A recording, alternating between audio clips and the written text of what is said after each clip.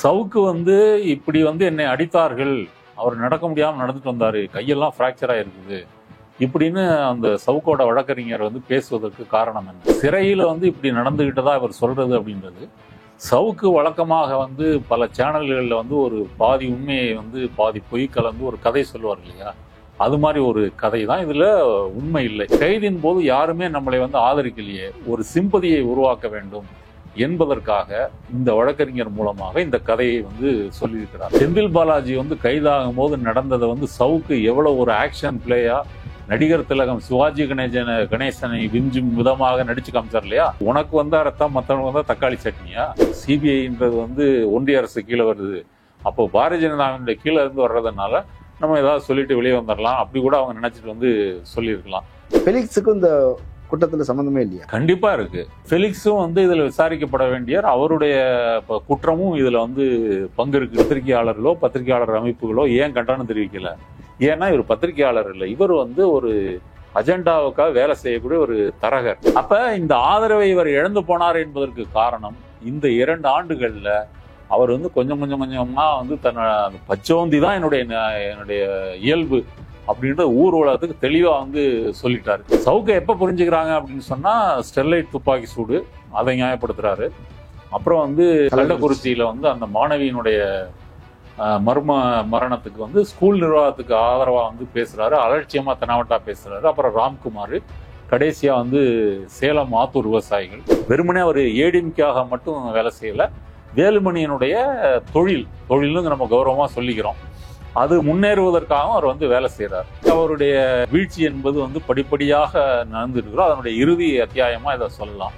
இனி அவருடைய பேச்சுக்கு அவருடைய கதையை நம்புவதற்கு சமூக வலைத்தளங்கள்ல மக்கள் யாரும் நம்புவதற்கு தயாராக இல்லை. அரண்சை நண்பர்களுக்கு வணக்கம்.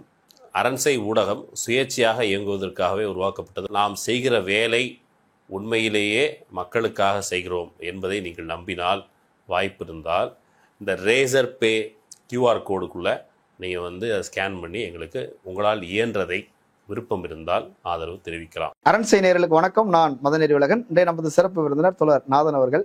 நிறைய விஷயங்கள் நம்ம அவர்கிட்ட விவாதிக்க இருக்கிறோம், அவரை வரவேற்கலாம்.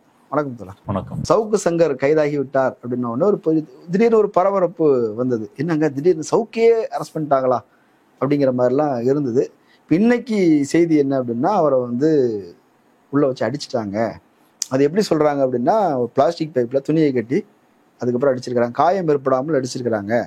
அவர் கை ஃப்ராக்சர் ஆயிடுச்சு அப்படிலாம் சொல்றாங்க. அவருடைய உயிருக்கு ஆபத்து அப்படிலாம் சொல்றாரு. இப்போ நான் மட்டும் உள்ள போய் பார்க்கல அப்படின்னா போலீஸ் தரப்புல இருந்து ஏதாவது நியூஸ் வந்திருக்கோம், பாத்ரூம்ல வலிக்கு விழுந்துட்டார், கை உடஞ்சிருச்சு என்பது போல ஏதாவது செய்தி வந்திருக்கோம். அவ்வளோ ஆபத்தான ஒரு சூழல் இருக்கிறார் அப்படிலாம் சொல்றாங்க. எப்படி பார்க்குறீங்க? பாத்ரூம்ல வலிக்கு விழுந்து மாவு கட்டு போடுறதுன்றது போலீஸ் கஸ்டடியில் இருக்கும்போது தான் நடக்கும். ஒன்று, அவங்க கைது பண்ணி 24 மணி நேரத்தில் நீதிபதி முன்னாடி ஆஜர் செய்யணும் அப்படின்னு சொன்னால் அதுக்கு முன்னாடி நடக்கும். இல்லை இவங்க போலீஸ் கஸ்டடி எடுத்தாங்கன்னு வச்சுக்கோங்க விசாரணைக்காக, அப்போ நடக்கும். இப்போ சவுக்கு இருக்கிறது நீதிமன்ற காவல், ஜுடிஷியல் கஸ்டடி, அதுக்கு நீதிமன்றம் தான் பொறுப்பு. அப்படி இருக்கும்பொழுது சிறையில் இப்படி நடந்துகிட்டதா இவர் சொல்றது அப்படின்றது சவுக்கு வழக்கமாக பல சேனல்களில் ஒரு பாதி உண்மையை பாதி பொய் கலந்து ஒரு கதை சொல்லுவார் இல்லையா, அது மாதிரி ஒரு கதை தான். இதுல உண்மை இல்லை. நான் விசாரித்த வரைக்கும் சரி, அவங்களே அதிகாரப்பூர்வமா சிறைத்துறை அதிகாரி அப்படிலாம் நடக்கல, அப்படிலாம் இங்கே தமிழ்நாட்டு சிறைகளில் நடக்கிறது இல்லைன்னு அவர் அறிக்கையை கொடுத்துருக்கிறாரு. இப்போ சவுக்கு இப்படி என்னை அடித்தார்கள், அவர் நடக்க முடியாம நடந்துட்டு வந்தாரு, கையெல்லாம் பிராக்சர் ஆயிருக்குது இப்படின்னு அந்த சவுக்கோட வழக்கறிஞர் பேசுவதற்கு காரணம் என்ன? கடலூர் சிறையில் இருந்தார் இல்லையா, இதுக்கு முன்னாடி செந்தில்குமார் தான் அப்போ ஜெயிலரா இருந்தாரு. அதே ஜெயிலர் இப்போ கோயம்புத்தூர்ல இருக்கிறாரு. பழி வாங்கும் நடவடிக்கை இதுல இருக்குது. இல்ல, அதுக்கு நான் பின்னாடி வரேன். நான் சொல்ல வந்த பாயிண்ட் என்னன்னா, அப்போ இவர் கைது செய்யப்பட்ட போது, அதாவது நீதிபதிகள் வீட்டுல ஓயாவா வேலை செய்யற பெண்கள்ல இழிவுபடுத்தி பேசுனதுக்காக தான் சுமோட்டோவா ஜிஆர் சாமிநாதன் எடுத்து உள்ள போனார் இல்லையா. அப்போ ஒரு செக்ஷன் இதை கண்டிச்சாங்க. யார? அரசையும் இதை கண்டிச்சாங்க. இது சவுக்கு கைதை எதிர்த்தாங்க. அப்படிப்பட்ட கண்டனங்கள் கூட இப்போ இல்லை. சவுக்கோட லிஸ்ட்ல இருக்கக்கூடிய அந்த தடா ரஹீமா, அவர் மட்டும்தான் சவுக்கு கைதை எதிர்த்து பேசுகிறார். அவர் சவுக்கோட லிஸ்ட்ல தான் இருக்கிறாருன்றீங்க? ஆமா, அவரு தான் எதிர்த்து பேசுறாரே தவிர மற்ற எல்லாருமே சவுக்கு கைது வந்து சரியானது தான் அப்படின்னு வந்து பேசுறாங்க. பல யூடியூப் சேனலுடைய கமெண்ட் செக்ஷன் போய் பார்த்தீங்கன்னாலும் அங்கேயும் வந்து மக்களை வந்து இவரை புரிஞ்சுக்கிட்டாங்க. சவுக்கை எப்போ புரிஞ்சுக்கிறாங்க அப்படின்னு சொன்னா ஸ்டெர்லைட் துப்பாக்கி சூடு அதை நியாயப்படுத்துறாரு. அப்புறம் வந்து கள்ளக்குறிச்சியில வந்து அந்த மாணவியினுடைய மர்ம மரணத்துக்கு வந்து ஸ்கூல் நிர்வாகத்துக்கு ஆதரவா வந்து பேசுறாரு, அலட்சியமா தெனாவட்டா பேசுறாரு. அப்புறம் ராம்குமார், கடைசியா வந்து சேலம் ஆத்தூர் விவசாயிகள், அவங்க இதுல ப்ரெடிகேட் அஃபென்ஸ் இருக்கு, ஏதோ திமுக அமைச்சர்கள் பினாமின்ற பேர்ல அந்த நிலத்தை அபகரிப்பதற்காக முயற்சி பண்றாங்க, இப்படிலாம் வந்து சொன்னார். அப்ப இதுலயே அவர் வந்து அவருடைய பேர் வந்து ரிப்பேர் ஆயிருச்சு. அப்ப இந்த கைதின் போது யாருமே நம்மளை வந்து ஆதரிக்கலையே, ஒரு சிம்பதியை உருவாக்க வேண்டும் என்பதற்காக இந்த வழக்கறிஞர் மூலமாக இந்த கதையை வந்து சொல்லியிருக்கிறார். ஆனா என்ன சொல்றாங்கன்னா, தமிழ்நாடு வந்து போலீஸ் ஸ்டேட்டாக மாறிக்கொண்டிருக்கிறது. கஸ்டடியல்ல வந்து மரணம் அப்படிங்கிறது வந்து ஒரு 6 பேர் சமீபத்தில் இறந்துருக்கிறாங்க. அந்த அளவுக்கு வந்து போலீஸ் கஸ்டடியில வச்சு கொல்றது அப்படிங்கிறது கூட நடக்குது. ஒரு ஆபத்தான சூழல் அது வந்து லாக்அப் டெத்துங்க. நீங்க சொல்றது லாக்அப் டெத்து. சிறையில வந்து கைதிகள் தற்கொலை பண்ணிக்கிறதோ அல்லது இந்த மாதிரி இறந்து போறதுன்றதெல்லாம் வந்து குறைவு. சிறையில வந்து அப்படி நடப்பதற்கான வாய்ப்புகள் வந்து குறைவு. லாக்அப் டெத்துன்றது போலீஸ் அரெஸ்ட் பண்ணி கொண்டு போய் விசாரணை கொண்டு போறாங்க, அங்க வந்து அவங்க அடிக்கிறாங்க, ஏதோ பிரச்சனை நடந்து அப்படி இறந்து போறாங்க, அதுதான் லாக்அப் டெத்துன்னு வருது. இப்ப இதுல இந்த வழக்கறிஞர் வந்து சொல்றாரு இல்லையா, தமிழ்நாடு போலீஸ் ஸ்டேட் ஆகுது, அவருடைய ஸ்டேட்மெண்ட்லயே தன்னளவுல முரண்பட்டு ஒண்ணு சொல்றாரு.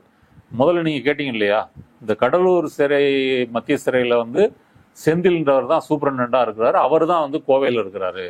அப்ப அவர் இருக்கிற அந்த கோவை மத்திய சிறைக்கு அனுப்பணுன்ற நோக்கத்தோட தான் இவங்களை வந்து கோவை போலீஸ் வச்சு வழக்கு கோவையில சுகன்யான்னு ஒரு சைபர் கிரைம் எஸ்ஐ வந்து கம்ப்ளைண்ட் பண்ணி அரெஸ்ட் பண்ணி உள்ள வச்சிருக்காங்க அப்படின்னு சொல்றாரு. இப்ப கேள்வி என்னன்னா, இது கேட்ட உடனே ஒரு பத்திரிகையாளர் வந்து கேட்கிறாரு, அப்ப நீங்க சிறையை மாற்றணும்னு சொல்ல வரீங்களா? நீங்க செந்தில சூப்பரண்டை பத்தி நீங்க குறை சொல்றீங்க, அப்ப நீங்க வேற சிறையை மாத்தணும்னு சொல்லி நீங்க வந்து மனு போடுவீங்களா? அதுக்கு என்ன சொல்றாருன்னா, அது எப்படி செய்ய முடியும், எல்லாமே தமிழக போலீஸ் தான், எல்லாமே தமிழக அரசு தான், எல்லா சிறையிலையும் வந்து ஒரு செந்தில் இருப்பாரு, அது எங்களுடைய நோக்கம் இல்லைன்னு. அப்ப ஏன் செந்தில் நீங்க அப்ப சொன்னீங்க? அப்ப இந்த ஸ்டேட்மெண்ட்டே வந்து லாஜிக்கா வந்து இடிக்குது. ரெண்டாவது, இந்த வழக்கறிஞர் யார்? இவர் வந்து சவுக்கின் வழக்கறிஞர்னு கௌரவமா நீங்க சொன்னாலும், இந்த வழக்கறிஞர் வேலுமணியினுடைய வழக்கறிஞர். எஸ்பி வேலுமணி இருக்கிறார் இல்லையா, அப்போ எஸ்பி வேலுமணி வந்து நீங்க மதன் ரவிச்சந்திரன் அந்த ஸ்டிங் ஆபரேஷன்லயே எஸ்பி வேலுமணி வந்து எப்படிலாம் வந்து சவுக்குக்கு வந்து ஃபண்ட் பண்றாரு, அவருக்கு என்ன டைப் இருக்கு, அவர் விஷயங்கள்லாம் இவர் ரெக்கார்டா பண்ணி வச்சிருக்கிறாருன்ற வரைக்கும் இருக்குது. பர்சனலா பேசுனதெல்லாம் ரெக்கார்ட் பண்ணி வச்சிருக்காங்க. ஆமா. இப்ப எஸ்பி வேலுமணியை பொறுத்த வரைக்கும் எடப்பாடி எந்த அளவு சுருட்டி இருக்கிறாரோ அதுவும் அதுக்கு மேலேயும் அவர் வந்து சுருட்டி வச்சிருக்கிறாரு. அப்ப மணல் மாஃபியாவா இருக்கட்டும், அல்லது கிரானைடு, அல்லது இந்த குவாரிகள், இப்ப இதெல்லாம் இருந்து அவருக்கு வருமானம் வருது. அப்ப திமுக ஆட்சியில இருக்கக்கூடிய இந்த மணல் மாஃபியாக்களை அவர் பக்கம் எப்படி திருப்புறது, அவரு சார்ந்த தொழில் செய்ய எப்படி வைக்கிறதுன்றதான் சவுக்கூட வந்து அஜெண்டா. வெறுமனே அவர் ஏடிஎம்காக மட்டும் வேலை செய்யல, வேலுமணியினுடைய தொழில்னு நம்ம கௌரவமா சொல்லிக்கிறோம், அது முன்னேறுவதற்காகவும் அவர் வந்து வேலை செய்யறாரு. அப்ப வேலுமணி தன்னுடைய வழக்கறிஞர்களை அனுப்பி வந்து இதை வந்து செய்ய வைக்கிறாரு. அதனால இதுல வந்து துளியும் உண்மை இல்லை, வெளியே தனக்கு ஆதரவில்லை என்பதற்காக, ஒரு சிம்பதி உருவாக்க வேண்டும் என்பதற்காக இந்த கதையை வந்து இவங்க சொல்றாங்க. தன்னை பத்தி பேச வைக்கணும் அப்படின்னு, இதன் மூலம் ஏதாவது ஆதரவு வராதா அப்படின்னு எதிர்பார்க்கறாங்க. ஃபியூச்சர்ல ஒரு போராளியாக மாற வேண்டி இருக்குது, கட்சி ஆரம்பிக்க போறோம். ஆமா. இன்னொன்னு சொல்றாங்க இல்லையா, அங்க வந்து மென்டல்களை வந்து அடைச்சு வைக்கிற சிறையில அடைச்சு வச்சிருக்கிறாங்க, தனிமை சிறையில வச்சிருக்கிறாங்க. இது மாதிரி மனநலம் பாதிக்கப்பட்டவர்களோடு இருக்கும்போது அது மனநலம் வந்து பாதிக்கப்படும், அவங்களோட இருந்தேன்னா இவரும் டிஸ்டர்ப் ஆயிடுவாரு அப்படின்னு சொல்றாங்க. வெளியே யாரோடையும் புழங்க. இதுவும் இன்னொரு கதை தாங்க. நீங்க மனநலம் பாதிக்கப்பட்டு பிரச்சனைகள் இருக்கிறாங்கன்னா அவங்க வந்து ட்ரீட்மெண்ட்ல இருப்பாங்க, சிறையிலேயே வந்து மருத்துவமனை இருக்கும், அந்த ட்ரீட்மெண்ட்ல வந்து இருப்பாங்க. ஒரு முழு நோயாளிக்குன்னு அப்படி தனி செக்ஷன்லாம் இருக்குதா அப்படின்ற மாதிரி எனக்கு தெரியல. இது வந்து நீங்க சொல்றது வந்து யார் சொன்னாருன்னா, அவரு தடா ரஹீம் சொல்லியிருக்காரு, இவரும் சொல்லியிருக்காரு, இந்த வழக்கறிஞரும் சொல்லியிருக்காரு. இது இன்னொரு உருட்டு. இதன் மூலம் வந்து அவரை சவுக்க பயங்கரமா இப்ப இந்த தென் அமெரிக்கால வந்து பட்டாம்பூச்சின்னு ஒருத்தர், அந்த கதை கேள்விப்பட்டிருக்கீங்களா? இல்ல இல்ல. அவர் வந்து சிறையில் அடைச்சிருவாங்க, சிறையில் அடைச்சி வந்து ஒவ்வொரு முறை தப்பிக்கிறதுக்கு வந்து முயற்சி பண்ணுவார். அது படங்களெல்லாம் வந்திருக்கு, பழைய படமாக வந்திருக்கு, புதிய படமாகவும் வந்திருக்கு. அவர் வந்து கடைசி வரைக்கும் சிறையிலேருந்து தப்பிக்கிறதுக்கு முடிவு பண்ணுவார். கடைசியில் ஒரு தீவில் கொண்டு போடுவாங்க, தீவில் போட்டால் சுற்றிலும் கடல், அந்த தீவுன்றதே வந்து ஒரு பெரிய உயர்ந்த செங்குத்தான ஒரு பாறையின் மேலே வந்து இருக்கக்கூடிய ஒரு இது அந்த பில்டிங். அங்கேருந்து நீங்கள் தப்பிக்க கடலில் குதிச்சா செத்து தான் போகணும். அங்கேயும் என்ன செய்வார், இந்த தென்னை மட்டை இதெல்லாம் வச்சு ஒரு போட்டு மாதிரி பண்ணிட்டு குதிச்சு அங்கேருந்து பயங்கரமான உயரம் இருக்கும், அதுலேருந்து குதிச்சு வந்து அவர் தப்பிக்க முயற்சி பண்ணுவார். இப்போ அவரை மாதிரி வந்து ஒரு சித்திரம் உருவாக்குறதுக்கு வந்து இந்த வழக்கறிஞர் யார், நம்ம வேலுமணியனுடைய வழக்கறிஞர் வந்து கதை வந்து சவுக்கு கூட சேர்ந்தா எல்லாரும் நல்லா கதை சொல்லுவாங்கன்றது இது ஒரு சான்று. அப்போ சவுக்கை வந்து தனிமை சிறையில் போட்டு பயங்கரமாக கொடுமைப்படுத்துகிறாங்க, அடிக்கிறாங்க. நீங்கள் சொன்ன மாதிரி அதுக்கு பிளாஸ்டிக்கு இதில் வந்து ஸ்டிக்கில் வந்து துணியை சுற்றி அடிக்கிறாங்க, கையெல்லாம் ஃப்ராக்சராக இருக்குது, கெந்தி கெந்தி நடந்து வராரு. இப்படியெல்லாம் வந்து பயங்கரமாக அந்த கதைக்கு ஒரு பில்டப்புக்காக வந்து சொல்வது தானே தவிர இதில் துளி கூட வந்து இதில் வந்து உண்மை இல்லை. இப்போ இப்படியெல்லாம் செய்தால் இவருக்கு வந்து ஒரு அனுதாபம் இன்னும் ஒரு பிரபலமாகிறது போலீஸுக்கு தெரியாதா? அப்போ எப்படி வந்து போலீஸுக்கோ சிறைத்துறைக்கோ அதை வந்து தெரியாதா? ரெண்டாவது, இது வந்து நீதிமன்ற காவல். அப்போ நீதிமன்ற காவல் இப்படிலாம் நடக்குதுன்னு ஒரு விஷயம் தெரிஞ்சாலே நீதிமன்றம் வந்து அது கடுமையான நடவடிக்கை வந்து எடுக்கும்.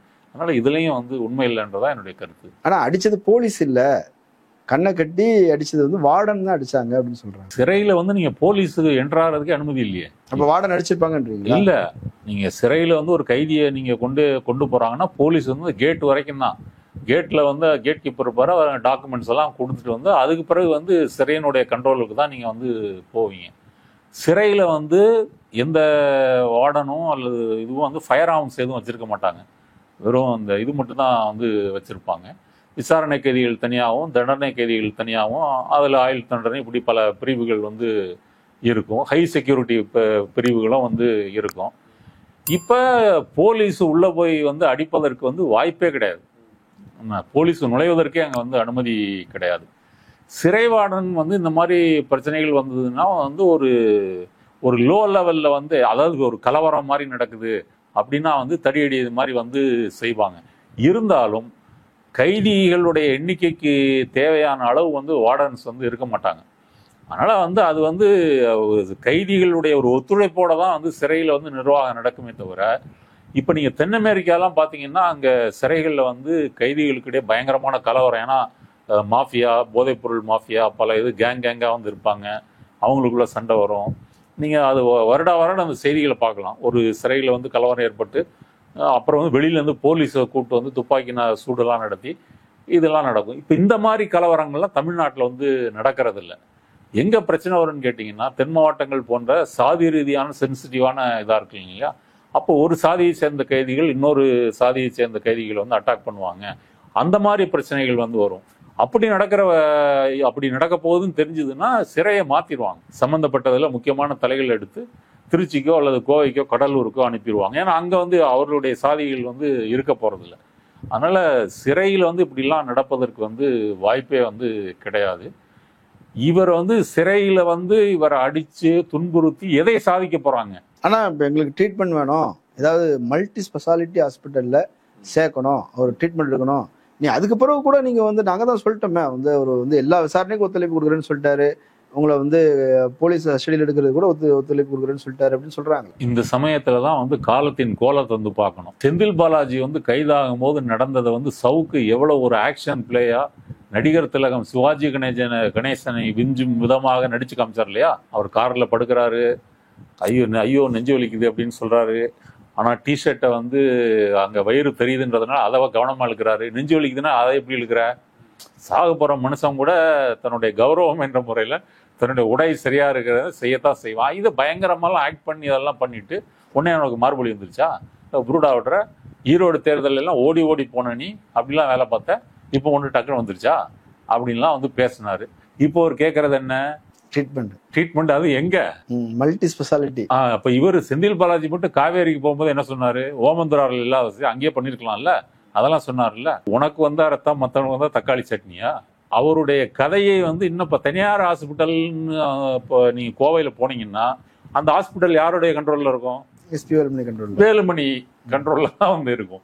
வேலுமணி கண்ட்ரோல்ல இருந்துட்டு நீங்க என்ன வேணா வந்து நீங்க டாக்குமெண்ட்ஸ் ரெடி பண்ணலாம். அப்படி அடிபட்டுருச்சு, இப்படி பிரச்சனை, அந்த பிரச்சனை இருக்கு. அப்ப அங்கேயே வந்து இப்ப காவேரியில செந்தில் பாலாஜிக்கு ஆபரேஷன்லாம் நடந்திருந்த மாதிரி இவருக்கும் இங்க ஆபரேஷன் நடக்கலைன்னாலும் இங்க உட்காந்துட்டு கொஞ்ச நாள் வந்து ஃப்ரீயா இருக்கலாம்.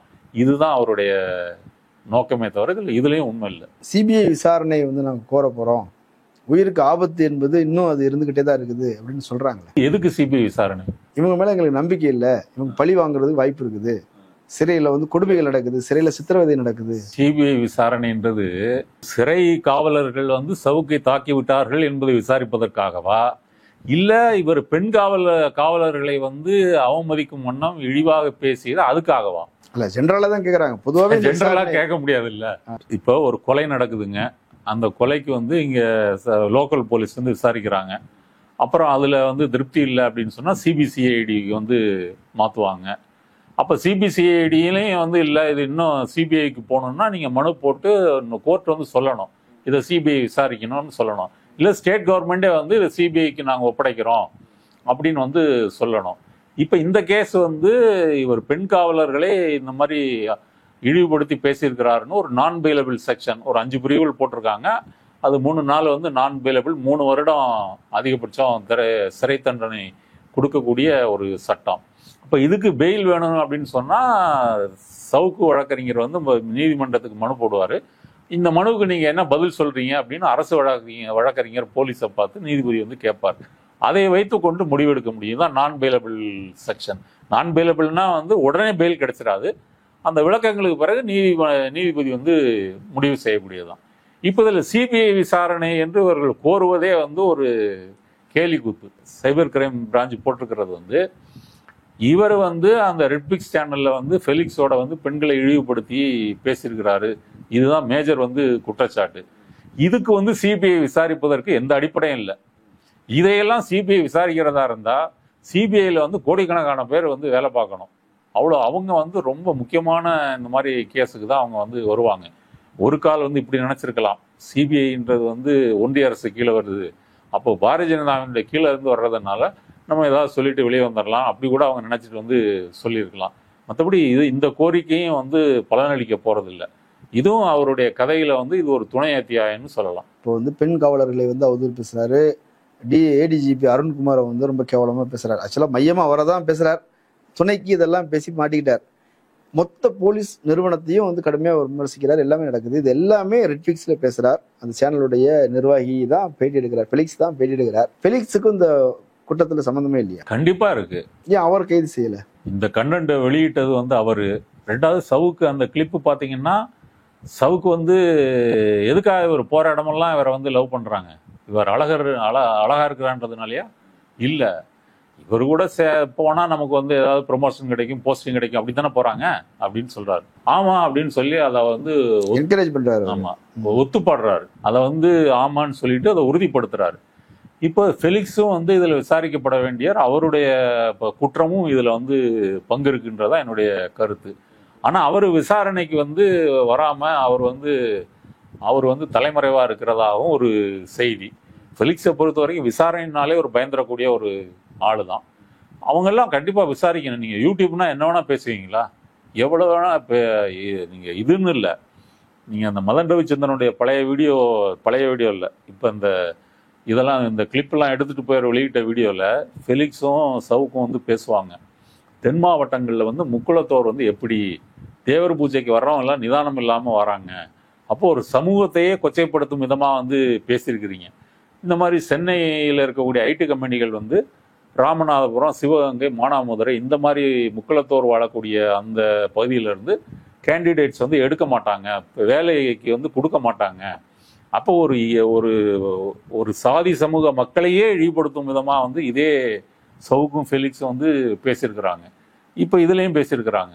இதுக்கு முன்னாடி அந்த நீதிமன்ற அவமதிப்பு வழக்கு இருக்கு, அப்பவும் வந்து பேசியிருக்கிறாங்க. அதனால அந்த ஹேபிச்சுவல் அஃபண்டர்னு சொல்லக்கூடிய அந்த குற்றத்தை வந்து சவுக்கு மட்டும் செய்யவில்லை, ஃபெலிக்ஸ் ஜெரால்டும் வந்து செய்திருக்கிறார்.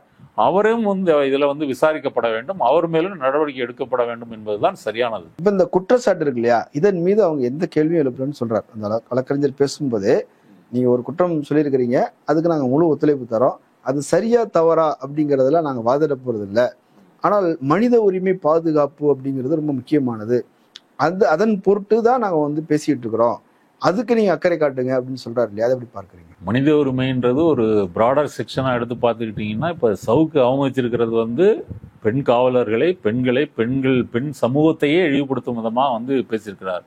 அப்ப இதுல இந்த மனித உரிமை மீறல் வந்து ஏற்படுத்தப்பட்டிருக்குதா இல்லையா? அத இப்ப சவுக்குக்கு வந்து அவர் என்ன சொல்றாருன்னா, சவுக்கு அவர்களை இழிவுபடுத்துவதற்கான உரிமை வந்து அவருக்கு உண்டு. அதை வந்து மனித உரிமைன்னு வந்து சொல்றாரு. இப்ப சிறையில வந்து அடிச்சிட்டாங்க, தனிமை சிறையில போட்டாங்க அப்படின்றதெல்லாம் முழு பொய்.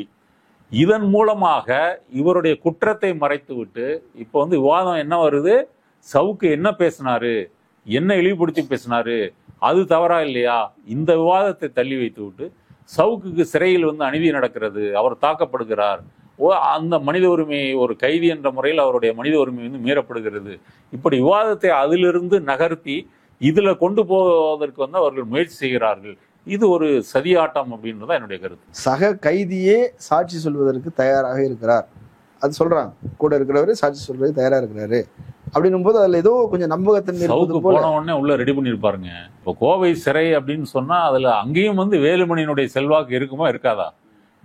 வேலுமணிக்கு வேண்டப்பட்டவர்கள் உள்ள இருப்பாங்களா இருக்க மாட்டாங்களா? இருப்பாங்கல்ல. அப்போ வந்து நீங்க ஒரு கைதியை பேச வைக்கிறதோ அதெல்லாம் வந்து பிரச்சனையே இல்லையே. செட்டப் பண்றீங்களா? ஆமா, செட்டப் தான் அது. அரசின் மீது தொடர்ச்சியாக விமர்சனங்களை செய்து கொண்டிருந்த நபர், நீ அதாவது ஒன்று கூட சொல்லுங்க, ஆனா அவர் தொடர்ந்து பேசிட்டு இருக்கிறார். அவங்க வந்து ரொம்ப டிஸ்டர்ப் ஆகிருப்பாங்க, ரொம்ப கோபத்தில் இருப்பாங்க. அந்த கோபத்தின் காரணமாக இவர் பழிவாங்கப்படலாம் அப்படிங்கிற ஒரு யதார்த்தம் இருக்குதா இல்லையா? இவர் திமுக அரசின் மீது வந்து சவுக்கு என்னெல்லாம் குற்றச்சாட்டி இருக்கிறாரோ இதே பேச்சுக்களை வந்து மாரிதாஸ் பேசியிருக்கிறாரு, நாம் தமிழர் சீமான் பேசியிருக்கிறாரு, சாட்டை அவருடைய வீடியோவில் தொடர்ந்து பேசுகிறாரு. அது கிளாம்பாக்கம் பஸ் ஸ்டாண்டாக இருக்கட்டும், ஜி ஸ்கொயராக இருக்கட்டும், ஜி ஸ்கொயரெல்லாம் வந்து இவர் மாரிதாஸ் என்ன சொல்கிறாரு, அந்த டாக்குமெண்ட்லாம் நான் எடுத்தது, என்னுடைய உழைப்பு வந்து சவுக்கு அவருடைய உழைப்பாக வந்து மாற்றிக்கிட்டாரு அப்படின்னு மாரிதாஸ் வந்து சொல்கிறாரு. இப்போ நீங்கள் திமுகவை பற்றி, இப்போ செந்தில் பாலாஜியை பற்றி அவர் வீட்டுக்கு முன்னாடி செல்ஃபி எடுத்தேன், வீடு 100 கோடி ரூபாயில் வீடு கட்டுறாரு, அந்த டாக்குமெண்ட்ஸ் எல்லாம் கூட நான் தான் எடுத்தேன்னு மாரிதாஸ் வந்து சொல்கிறாரு. இப்போ சவுக்கு வந்து திமுக அரசை வந்து குற்றம் சாட்டி ஏதாவது அது வழக்காக இவங்க வழக்கு தொடுத்துருக்காங்களா, இல்லை போலீஸுக்கு புகார், லஞ்ச ஒழிப்புத்துறைக்கு வந்து புகார் கொடுத்து அவங்க புகார் எடுக்கலை, அப்போ நீதிமன்றத்துக்கு போவேன்னு சொல்லி ஏதாவது போயிருக்குதா? இப்போ செந்தில் பாலாஜி கைது என்பது வந்து அதிமுக ஆட்சி காலத்தில் போடப்பட்ட அந்த வேலையை வாங்கி தரேன்னு சொல்லி இவர் பேரை சொல்லி ஒருத்தர் பணம் வாங்கினார்னு குற்றச்சாட்டு 1.5 கோடி ரூபாய். அதுக்கு தான் இடி வந்து வந்திருக்குது. சவுக்கு பேசின ஜி ஸ்கொயர் விவரமா இருக்கட்டும், கிளாம்பாக்கமாக இருக்கட்டும், கிளாம்பாக்கத்துக்கு என்ன சொல்றாரு, கிளாம்பாக்கத்தில் வந்து டெண்டர் எடுக்கிறதுக்கு ஆளே வரல, ஒரு கம்பெனி மட்டும் முன் வந்திருக்கிறாங்க. அந்த கம்பெனியும் கூட இங்கே வந்து ஆரம்பத்தில் பிஸ்னஸ் வந்து அதிகம் நடக்காது அப்படின்றதுக்காக வந்து அவங்க தயக்கத்தோட வந்து அந்த இதை எடுத்திருக்கிறாங்க. சவுக்கு என்ன சொல்றாரு, ஏன் மற்ற கம்பெனிகள் வரவில்லை, துப்பாக்கி வச்சு மிரட்டியா கூட்டிட்டு வர முடியும், யாரு வாரானோ அவனுக்கு தானே வந்து கொடுக்க முடியும், அது ஓப்பன் டெண்டர் தான். இப்படி ஒவ்வொன்றத்துலையும் வந்து ஒரு பாதி உண்மையிலேயே பாதி பொய்யையும் வந்து கலந்து வந்து சொல்றாரு. அந்த அவர் சொல்ற அந்த பிரச்சனைகளுக்கு அவரே வந்து அவருக்கு எல்லா இப்போ வேலுமணி வந்து உடனே 50 வழக்கறிஞர்களை வந்து சவுக்கு அனுப்புறாரு. இப்போ சவுக்கினுடைய திமுக அரசின் மீதான ஊழல் குற்றச்சாட்டுகளுக்கு அது நீதிமன்றத்தில் போய் அதை வந்து அவங்களுக்கு வந்து தண்டனை வாங்கி தருவதற்கு ஏன் ஒரு தடவை கூட முயற்சி பண்ணல? அப்போ என்னன்னா, பொதுவாக ஒரு பொது புத்தியில வந்து ஊழல் லஞ்சம் அப்படின்னா மக்கள் நம்புவாங்கன்னு சொல்லி ஒரு கதையை சொல்லி பேசுவது. அதனால இப்போ நான் சொல்ல வந்த பாயிண்ட் வந்து என்னன்னா, திமுக அரசினுடைய இந்த ஊழல் குற்றச்சாட்டுகளை பற்றி அண்ணாமலை வந்து டிஎம்கே ஃபைல்ஸ்னே வெளியிட்டிருக்காருல்ல, அது சொத்துப்பட்டியலே தான் வெளியிட்டிருக்கிறாரு. அப்புறம் பிடிஆர் வந்து ஆடியோ வெளியிட்டிருக்கிறாரு, அதை வந்து இவர் சவுக்கு நான் தான் கொடுத்தேன்னு வந்து சொல்றாரு. சீமான் பேசாத பேச்சா? அப்ப இப்படியெல்லாம் இருக்கும்பொழுது சவுக்கு மீது மட்டும் திமுக அரசுக்கு வந்து நடவடிக்கை எடுப்பதற்கு எந்த அடிப்படையும் இல்லை. இது ஒரு அரசியல் ரீதியான விமர்சனம், கடந்து போவாங்க. இன்னொரு உதாரணம் என்னன்னா, ஏடிஎம்கே மேடையில் வந்து திமுகவை வந்து கடுமையா பேசுறதும், திமுக மேடையில் வந்து அதிமுக தலைவர்களை வந்து கடுமையா ஆபாசமா பேசுறதும், இது வந்து எம்ஜிஆர் ஜெயலலிதா கலைஞர் காலத்துல இருந்தே இது நடந்துகிட்டு இருக்குது இல்லையா? அப்ப அதெல்லாம் அவங்க ஒரு பெரிய பிரச்சனையா வந்து பார்க்க மாட்டாங்க. ஆனா சவுக்கோட பிரச்சனை வந்து என்னன்னா, இப்ப அவர் வந்து ஒரு பத்திரிகையாளர் இல்லை, அவர் வந்து ஒரு தரகு வேலை செய்யக்கூடிய ஒரு புரோக்கர் மாதிரி இருக்கிறாரு. அந்த புரோக்கர் வேலையில சதி ஆலோசனைகள், ஒரு சட்டம் ஒழுங்குக்கு வந்து சீர்குலைக்கும் விதமாக பேசுறது, இப்படி பல பேக்கேஜ் வந்து அவர் வச்சிருக்கிறார். அப்போ எடப்பாடி எஸ்பி வேலுமணி பேரோலில் வந்து அவர் வந்து இருக்கிறாரு, அதில் இருந்துக்கிட்ட வந்து செய்கிறாரு. அப்போ செய்யும்போது என்ன ஆகுதுன்னு கேட்டிங்கன்னா, ஒரு தமிழகத்தினுடைய எதிர்கட்சியே நம்ம காலடியில் விழுந்து கிடக்குது. அப்போ அடுத்தது வந்து நம்ம திமுகவும் வந்து நம்ம கேட்டு வந்து அவங்கள்ட்ட ஒரு டீலிங் போடுவோம். இங்கே எடப்பாடியோட டீலிங் இருக்கும் பொழுதே நான் முதலமைச்சரை வந்து சந்திச்சேன், 25 நிமிஷம் பேசினேன். அவர் பேசுனது பொய்யா உண்மையான்றதை விட சுவாரஸ்யமான விஷயம் என்னன்னா, என்ன பேசுறதா அவர் சொன்னாரு. நான் வந்து என்னுடைய சர்வீஸை வந்து ஆஃபர் பண்ணேன், ஏத்துக்கிறதுக்கு அவங்க தயாரா இல்லை. நான் வந்து திரும்ப வந்து உதயநிதி என்னை கூப்பிடுவாருன்னு எதிர்பார்த்தேன். நானா லைனுக்கு போக மாட்டேன், ஆனால் அவர் என்னை கூப்பிடவே இல்லை. அப்போ நீ திமுகவின் ஊழலை எதிர்க்கக்கூடிய லட்சணமா இது? இங்கே வந்து எல்லா யூடியூப் சேனல்லையும் ஊழல் எதிர்ப்பு அது இது லொட்டு லொசுக்குன்னு பொங்கிட்டு அங்கே போய் சரண்டர் ஆகி உங்களுக்கு நான் வேலை செய்கிறேன் அப்படின்னு வந்து ஒரு மெர்சினரி மாதிரி, ஒரு கூலிப்படை மாதிரி வந்து போய் விட வேண்டிய அவசியம் என்ன? இப்படி இருக்கக்கூடிய ஒரு நபருக்கு பற்றி இப்போ ஸ்டாலினோ திமுகவோ அவர்கள் வந்து அலட்சியப்படுத்துவார்கள். இப்போ அவங்க இதுலேயே கிடையாது, கவனத்திலே இது வந்து கிடையாது. இப்போ திமுகவினுடைய அரசியல் வாழ்க்கை வந்து எதிரி யாருன்னா பாரதிய ஜனதா.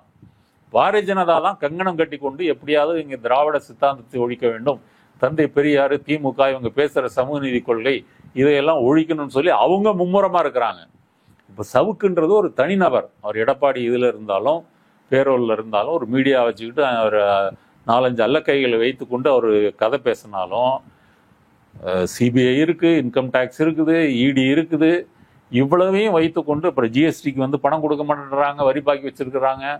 வெள்ள நிவாரணம்னா அதுக்கு பணம் கொடுக்கறது இல்லை. அப்புறம் கவர்னரை வைத்து வந்து மசோதாக்களுக்கு வந்து கையெழுத்து போடாமல் வந்து வைத்திருப்பது, இப்படி 1008 வழிகளில் வந்து ஒடுக்குமுறை செய்யக்கூடிய பிஜேபியை வந்து எதிரியாக திமுக தலைமை கருதுமா? யூடியூப்ல இருந்து கதை சொல்லிட்டு இருக்கிற சவுக்கு சங்கரை எதிரியாக கருதுமா? அதுக்கு அடிப்படையே இல்லை. இதுல வந்து அவர் போலீஸ் வந்து பெண் காவலர்களை வந்து அத்துமீறி வன்மத்தோட ஆபாசமாக அருவருப்பாக அவர் பேசி வாண்டடா அவரே வந்து சிக்கிட்டாரு. இப்ப சவுக்கு இந்த திமிரு தெனாவட்டு எங்க இருந்து வருதுன்னா, அவர் தொடர்ந்து தன்னுடைய புரோக்கர் வேலைகளை செய்துட்டு இருக்கும் போது வந்து எடப்பாடியே நம்ம வந்து காது கொடுத்து கேட்கிறாரு, ஆனா இவங்க காது கொடுத்து கேட்க மாட்டேன்றாங்க. இதுல இருந்து அவர் வந்து தன்னை வந்து ஒரு பெரிய ஒரு மாமனிதராக அவர் நினைச்சுக்கிறார். மாமனிதர்னா என்ன? தான் இப்போ சொல்றதெல்லாம் ஊழல், மக்கள் வந்து நம்புறாங்க, எங்க போனாலும் சவுக்கு சார் நீங்க தான் இவர் ஆர்கே வந்து சொல்லியிருக்காரு இல்லையா, தமிழகத்தினுடைய எதிர்கட்சியாக வந்து சவுக்கு செயல்படுகிறார். அப்படி பார்த்தா நீங்க எதிர்கட்சி வந்து அண்ணாமலை சீமான் எல்லாரும் தான் செயல்படுறாங்க. அதுல சவுக்கு வந்து சில பேப்பர் வச்சுக்கிட்டு பேசுறதுனால இப்போ அண்ணாமலையோ சீமானோ பேப்பர் வச்சுட்டு பேசுறது இல்லை, நேர மைக்கில் பேசுறாங்க. இவர் சில பேப்பர் வச்சுட்டு பேசுறதுனால இவர் பெரிய அப்பாடக்காரன்னு பல பேர் அப்பாவிகள் நம்பிட்டு இருக்கிறாங்க. அதனால திமுக தலைமைக்கும் இதுக்கும் எந்த சம்மந்தமும் இல்லை. அவங்களுடைய வாழ்க்கை அரசியல் போராட்டம் பிரச்சனை எல்லாம் ஒன்றிய அரசு பாரதிய ஜனதாவோட வந்து பின்னப்பட்டிருக்கிறது. அதை ஒப்பிட்டு பார்க்கும்போது ஒரு ஆளே இல்லை. முன்னாடி வந்து சவுக்கு கைது செய்யப்பட்ட போது நிறைய பேர் வந்து சப்போர்ட் பண்ணாங்க. பொதுவாகவே வந்து இது வந்து தேவையில்லை, வழக்கு போட்டிருந்தாலே போதும், கைது செய்ய வேண்டிய அவசியம் இல்லை, சிறைக்கு அனுப்ப வேண்டிய அவசியம் இல்லை அப்படிலாம் பேசினாங்க. நாம் பேசாத விட தம்பி வந்து என்ன பேசிட்டான் அப்படின்னு சீமான் சப்போர்ட் பண்ணி பேசியிருக்கிறார். சாட்டை வலையொலியில அதெல்லாம் ஆதரிச்சு வீடியோக்கள் வந்தது. மாரிதாஸ் பேசியிருக்கிறாரு. ஆனா இந்த முறை எல்லாமே தலைகீழா இருக்குது. திமுகவை எதிர்க்கக்கூடிய ஒரு நபர் உள்ள போயிருக்கிறாங்க, அவர் வெளியே இருக்கிறது இவங்களுக்கு எல்லாம் சாதகமான விஷயம்தான். இவர் போனது சாட்டை கொண்டாடுற அப்படி, மாரிதாஸ் கொண்டாடுற அப்படி, சீமான் கண்டுக்க மாட்டேன்றாரு. என்ன நடக்குது? இவருடைய கிரெடிபிலிட்டி வந்து இழந்துட்டாரு. ஒரு மக்கள் மத்தியில இவருடைய மார்க்கெட் வந்து விழுந்து போச்சு. ஆதரிச்சா நம்மளும் சேர்ந்து அசிங்கப்படணும் அப்படின்ற ஒரு யதார்த்தம் நிலைமை உருவாயினதுனாலதான் இவங்க எல்லாம் கை கழுவிட்டாங்க. நீங்க சொல்ற சாட்டையா இருக்கட்டும், மாரிதாஸா இருக்கட்டும், அண்ணாமலையா இருக்கட்டும், இப்ப வானதி எடப்பாடி இவங்கெல்லாம் ஒரு பேருக்கு வந்து ஒரு கண்டனம். ஆனா எடப்பாடியில வந்து முதல்ல அவர் கைது செய்யும் போது கேள்வி கேட்ட போது என்ன சொன்னாரு? அவர் தெரிச்சு ஓடிட்டாரு, என்னன்னே தெரியாத நான் பார்த்துட்டு சொல்றேன் அப்படின்னு சொல்லியிருக்கிறாரு. இப்போ வேலுமணி எல்லாம் வந்து இதெல்லாம் பண்ண பிறகு இப்போ வந்து ஒரு மேலோட்டமா அவர் கண்டிச்சு வெளியிட்டு இருக்கிறார். எடப்பாடிக்கும் தெரியும். அப்ப இந்த ஆதரவை இவர் இழந்து போனார் என்பதற்கு காரணம் இந்த 2 ஆண்டுகள்ல அவர் வந்து கொஞ்சம் கொஞ்சமா வந்து தன்னை பச்சோந்தி தான் என்னுடைய இயல்பு அப்படின்ற ஊர் உலகத்துக்கு தெளிவா வந்து சொல்லிட்டாரு. அப்ப அவர் பேச மக்கள் வந்து முட்டாள் இல்லைல்ல. இப்ப எடப்பாடிக்கு ஓட்டு போடணும்னு சொல்றாரு, எடப்பாடி ஒரு மகத்தான ஆளுமைன்னு சொல்றாரு. தூத்துக்குடி துப்பாக்கி சூட்டை வந்து நான் வந்து டிவியில பார்த்து தான் தெரிஞ்சுக்கிட்டேன்னு சொன்ன எடப்பாடி, கம்பராமாயணத்தை எழுதினவர் சேக்கிலாருன்னு சொல்லி தமிழ் ஊரும் நல்லுலோகத்தையே வந்து ஒரு அதிர்ச்சியடைய வச்ச எடப்பாடி, இப்படிப்பட்ட எடப்பாடியை மாபெரும் தலைவர்னு சொல்றாரு. அப்புறம் வந்து பிஜேபியை வந்து எதிர்க்க வேண்டிய, ரொம்ப அதிகமா எதிர்க்க வேண்டியது இல்லை அப்படின்னு வந்து சொல்றாரு. இப்படியெல்லாம் முட்டு கொடுத்து அப்ப எடப்பாடிக்காக அவர் நாம் தமிழரை விமர்சிக்கிறாரு, எடப்பாடிக்காக வந்து பிஜேபியை விமர்சிக்கிறாரு. எடப்பாடி பிஜேபி விமர்சிக்க மாட்டாரு. பிஜேபி மோடியெல்லாம் பத்தி கேட்டீங்கன்னா 40 வாரங்களையும் மூடிட்டு அவர் போயிடுவார். ஆனால் சவுக்கு வந்து ஆவேசமாக வந்து இப்படி பேசுவார். அப்போ வந்து கூட்டணி சரியாக அமையலை. அவங்க எதிர்பார்த்த மாதிரி காங்கிரஸோ விசிகாவோ யாரும் வந்து வரலை. அப்போ எலெக்ஷனில் இதை ஒரு தன்னுடைய ஓட் பேங்க் வந்து காமிக்கணும், கட்சியை வந்து தக்க வச்சுக்கணும். இந்த சிக்கல்கள்லாம் இருக்கிறதுனால அவங்க பேசாத, செய்ய முடியாத, விரும்பாத இந்த விஷயங்களை எல்லாம் சவுக்கு வந்து செய்கிறாரு. இதில் வந்து அண்ணாமலையோ சீமானோ மாரிதாஸோ சாட்டையோ இவங்கெல்லாம் வந்து இப்போ நாம் தமிழர் வந்து என்ஐஏ விசாரணைக்கு வந்து போகிறாங்க. அதை வந்து இவர் பேசுகிறாரு. இவர் தான் எல்லார்ட்டையும் ஆள் இருக்க. ஒரு பேட்டியெல்லாம் பார்த்தீங்கன்னா இடி அதிகாரிகள்கிட்ட பேசினேன், மெய்தி அதிகாரிகள்கிட்ட பேசினேன், என்ஐஏ அதிகாரிகள்கிட்ட பேசினேன், எல்லார்ட்டையும் வந்து அவர் ஆள் வச்சிருக்கிறாரு அப்படின்னு அவர் சொல்லிக்கிட்டு வந்து பேசுகிறாரு. அதனால் அவர் ஆதரவை இழந்து விட்டார். அவர் நம்பகத்தன்மை வந்து குலைந்து போய்விட்டது. அதுவும் இது வந்து பெண்கள் விஷயமா வேற இருக்கு. அப்போ இதில் வந்து நம்ம கருத்து சொல்லி ரொம்ப உறுதியான ஆதரவு தெரிவித்தா நமக்கே சிக்கலாயிருன்றதுனால அவங்களாம் கைவிட்டுட்டாங்க. அவங்க மட்டும் இல்லை, அண்ணாமலை வந்து அவர் கார்த்திகை செல்வனா அவர் வந்து பல்லுப்படாமல் கேள்வி கேட்டாருன்னு சொன்னார் இல்லையா, உதயநிதி ஸ்டாலின் இன்டர்வியூவை. அதுக்கு வந்து பத்திரிகையாளர்கள் வந்து வள்ளுவர் கோட்டத்துக்கு வந்து போராட்டம் நடத்தினாங்க. நம்மெல்லாம் போயிருந்தோம். அதில் ஹிந்துராம் வந்திருந்தாரு, நக்கீரன் கோபால் வந்திருந்தாரு, பன்னீர்செல்வம் வந்திருந்தாரு, மற்ற பீர் முகமதுன்னு பல பத்திரிகையாளர்கள் வந்து தங்களுடைய கண்டனத்தை தெரிவித்தாங்க. இதில் அப்படி பத்திரிகையாளர்களோ பத்திரிகையாளர் அமைப்புகளோ ஏன் கண்டனம் தெரிவிக்கல? ஏன்னா இவர் பத்திரிகையாளர் இல்லை, இவர் வந்து ஒரு அஜெண்டாவுக்காக வேலை செய்யக்கூடிய ஒரு தரகர். போலீஸால் வளர்த்து விடப்பட்டு அப்புறம் போலீஸையே கண்டபடி பேசக்கூடிய ஒரு இதனால இன்னைக்கு வந்து சிக்கலுக்கு உள்ளாகி அவரே தன்னுடைய முடிவை தேடிக்கொண்டாருன்னு எல்லாருக்கும் தெரிஞ்சு போனதுனால தான் பத்திரிகை அமைப்புகளும் சரி, பத்திரிகையாளர்களும் சரி, எதிர்கட்சிகளும் சரி இவரை கண்டுக்கல. சரி, அப்ப சவுக்கு சங்கருடைய எதிர்காலம் வந்து எப்படி அவருடைய வீழ்ச்சி என்பது வந்து படிப்படியாக நடந்துருக்கிறோம். அதனுடைய இறுதி அத்தியாயமா இதை சொல்லலாம். இனி அவருடைய பேச்சுக்கு வந்து அவருடைய கதையை நம்புவதற்கு சமூக வலைத்தளங்கள்ல வந்து மக்கள் யாரும் நம்புவதற்கு தயாராக இல்லை. அதான் அவருடைய இறுதி காலம். நிறைய தகவல்களை சொல்லியிருக்கிறீங்க. அது சவுக்கு பத்தின ஒரு பெரிய பிம்பம் இருந்தது சமூகத்துல. இப்ப அது உடைந்து நொறுங்கி கொண்டு இருக்கிறது. அதை நம்ம பார்க்கிறோம். கலந்து கொண்டு கருத்துக்களை பயன்படுத்த நன்றி. நன்றி. நேரில் மற்றொரு விருந்தினரோடு மீண்டும் சந்திக்கலாம். நன்றி.